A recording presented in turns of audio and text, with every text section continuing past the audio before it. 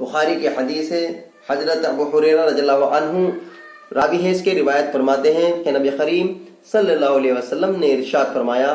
تم میں سے کوئی شخص اپنے مسلمان بھائی کی طرف ہتھیار سے اشارہ نہ کرے، اس لیے کہ اس کو معلوم نہیں کہ کہیں شیطان اس کے ہاتھ سے ہتھیار کھینچ لے اور وہ ہتھیار اشارے میں مسلمان بھائی کے جا لگے اور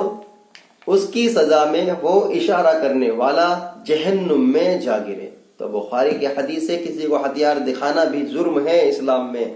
کسی کو ہتھیار دکھانا بھی جرم ہے۔ یہاں پر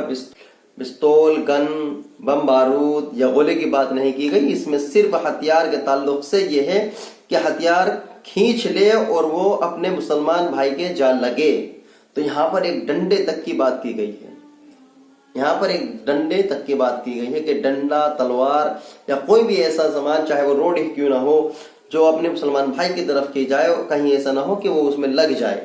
تو یہ بھی ایک ایسا گناہ ہے جو جہنم میں جا گرائے گا۔ بخاری کی حدیث، اور اللہ کے نبی ارشاد فرماتے ہیں، اور حضرت ابو ہریرہ اس کے راوی ہیں، روایت فرماتے ہیں، تو آپ لہٰذا اس چیز پر عمل رکھیں کہ مجھے زندگی میں ایسا کوئی کام نہیں کرنا ہے کہ تاکہ میں جہنم میں جاؤں۔ اور دوسری حدیث میں ہے، حضرت ابو ہریرہ رضی اللہ عنہ، اس کے بھی راوی حضرت ابو ہریرہ ہیں، حضرت ابو ہریرہ رضی اللہ عنہ روایت کرتے ہیں کہ ابو القاسم محمد صلی اللہ علیہ وسلم نے ارشاد فرمایا، جو شخص اپنے مسلمان بھائی کی طرف لوہے، کیا ارشاد فرمایا؟